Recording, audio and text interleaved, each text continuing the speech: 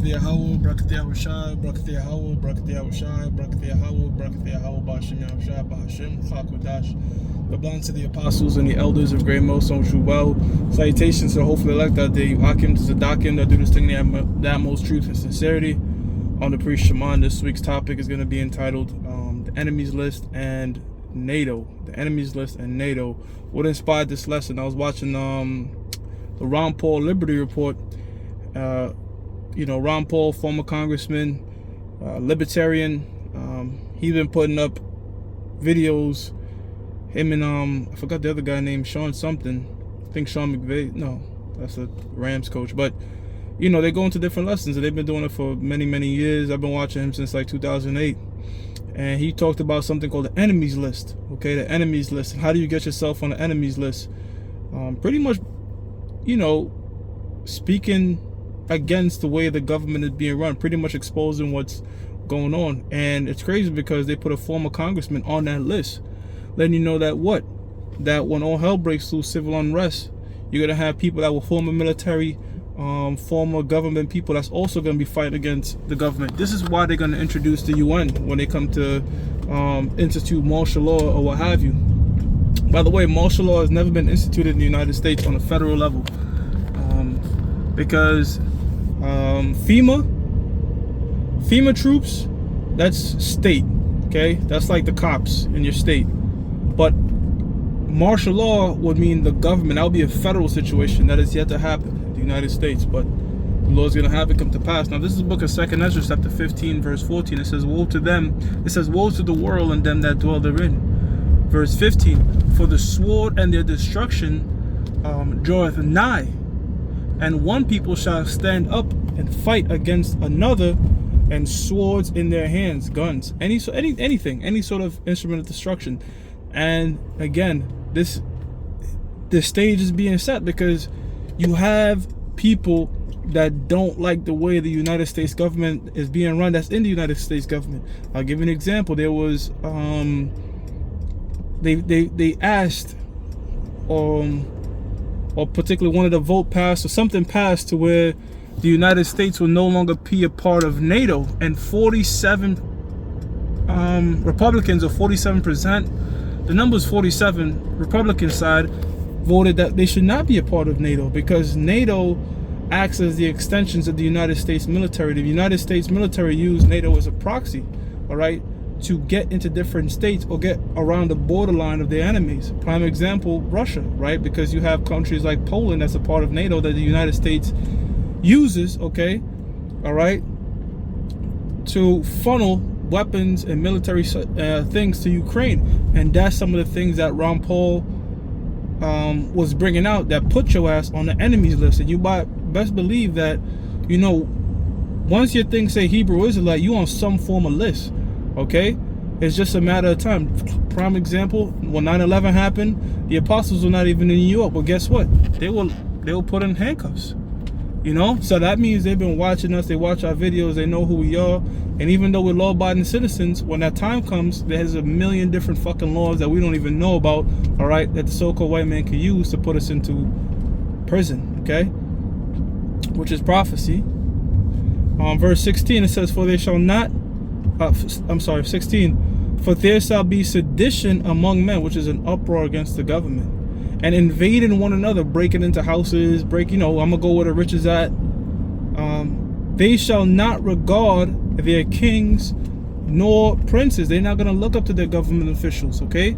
Because you're gonna have, again, former military, former state officials, former state policemen, okay, that are not gonna be okay with some of the things that this government is gonna be issuing. Main example, the RFID microchip. Okay, when they collapse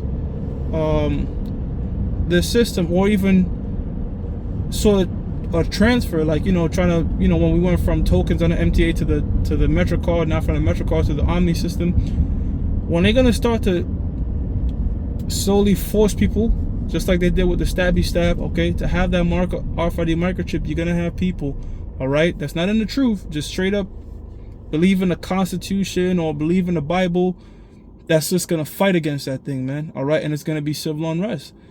It says, "No princes and the course of their actions shall stand in their power." Right, so they're going to be mini militias. Okay, you already see the backing that's behind Donald Trump as a clear example that, look, man, these people, okay, are not okay with the current government, man. And I'll tell you something, so-called white man has more vested interest in America than Jake, so they know their laws, because they got a lot more to lose, right? A lot of Jake is already in poverty and shit. So-called white man got a lot of shit to lose, you know, and he sees his empire crumbling. I'm talking about the average Edomite. So they got their guns, they're gonna fight for their guns, they're gonna fight for their rights, all right? And they're gonna fight for the Constitution, because technically speaking, there's a lot of things the US government that's doing that's violating the Constitution, okay? And the number one thing they want to do is they want to take away guns, all right? They want to take away a right to bear arms, all right? They use Manchurian candidates and psyops, all right, via these school shootings or event shootings, all right, as a proxy to take away guns, because basically when this martial law shit kick, they don't want no way for you to defend yourself. And again, the nation is divided about that, all right? You have certain particular states that's saying, look, man, you don't even need a permit to carry, and some saying, you know, you got to jump through a million hoops just to get a small firearm. So that right there is telling you a lot. Now, this is the book of Revelations 2:10. It says, "Fear none of those things which thou shalt suffer. Behold, the devil shall cast some of you into prison." Like the enemy list, man. The enemies list, all right? And again, they have different lists for different people with your names on it, our names on it, okay? Watching our videos, all that stuff, okay? And when the time comes, you know, we're just gonna have to pray to the Most High, okay, to guide us through that, because I can't tell you step by step what the hell to do. All I can tell you is to have faith in Yahweh B'Shem Yahushua, and that the Lord will make a way, okay? It says, the devil shall cast some of you into prison, and ye shall have, some of you into prison, that ye may be tried, and ye shall have tribulation 10 days, or a certain amount of time. Be thou faithful unto death, and I will give thee a crown of life. The Most High Yahweh B'Shem Yahushua is not a man that he should lie. All right, if you endure to the very end, okay, there's a crown waiting for you. See, so that's the payoff. You know, just the same way Yahushua laid down his life, we got to lay down our life. All right, for this truth. Okay, so they have that guillotine. Well, you know, guillotine is a mercy kill, because boom, next thing you know, you're in the spirit world, coming back down on a chariot. But they might torture some of us. It's gonna be, you know, the scriptures tell you, through much tribulation shall you get the kingdom of heaven. But guess what? The Most High is also gonna give certain brothers spiritual power. So it's gonna be a very theatrical time period leading up to this deliverance, man. Now, I wanted to speak on the situation with NATO and how the United States is using NATO. And also the United States use a lot of NGOs, non-governmental organizations, all right, to infiltrate societies, infiltrate different countries, okay? Because they'll be like, okay, we're a non-government organization, but guess what? You're being funded by the United States government. And the United States will use these different NGOs and put them in places where they want political influence, okay? But say, look, hey, see, we're not doing nothing. We're hands off. But you're funding them, all right? You're paying them money, okay? And one thing the United States wants to do is this. They want to send F-16s to Ukraine, okay? But if they send F-16s to Ukraine, Russia's going to blow them shits up on the spot. You know what I'm saying? And that whole air base. So what they're trying to do is this. They're trying to send those F-16s to Poland, okay? And have them fly out from Poland to Ukraine. Fly out from Poland, okay, to Russia to do attacks. And Russia is saying, look, man, even if you put them shits in Poland, we blowing them shits up, because the United States is trying to say, look, Poland's a part of NATO. Now, if you attack a NATO nation, guess what? All NATO is involved. So the U.S. is trying to act like they're that Russia is the aggressor, but the United States, Ukraine, they're the aggressors. You got to remember, the Rothschilds want World War III as soon as possible, because they thing is, you know, when World War III happens, that's going to wipe out a majority of the population, right? Remember the Georgia Guidestone says they want it down to 500 million. So when the nuclear destruction happened, their idea is they're going to come out and rule the remaining population because they're going to have all the resources stashed up. However, they don't know that after World War III and everything happens, that Israel's going to be up next to rule. Now, this is the book of Isaiah 19 and 2. I should have actually got that scripture in Psalms, I believe 49 and 11. It tells, or Psalms where it says, the tongue shall fall upon themselves, because a lot of this information that's being brought out is mainly Edomites bring it out a lot of times. It says, Isaiah 19 and 2, it says, and I will set the Egyptians against the Egyptians, right? Edomites against Edomites. And they shall fight every one against his brother, and every one against his neighbor, city against city, and kingdom against kingdom, right? So you have these red states, blue states, all right? Conservatives and liberals and all that shit. But a lot of it, again, it's all Edomites, you know what I'm saying, for the most part. Jake is in there, but Jake don't really know what the fuck is going on. You know, Jake is, you know, very emotional. So what these Democrats will do things to play on Jake's emotions.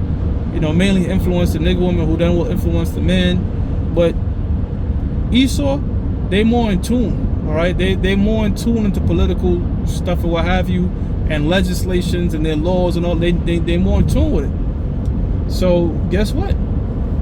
When they see some of the things that America is doing, the funding of the state of Israel, blowing up them Palestinians, and the war in Ukraine, Esau is like, yo, that's a lot of fucking money. That's a lot of the taxpayers' dollars going into a war where my state alone is jacked up.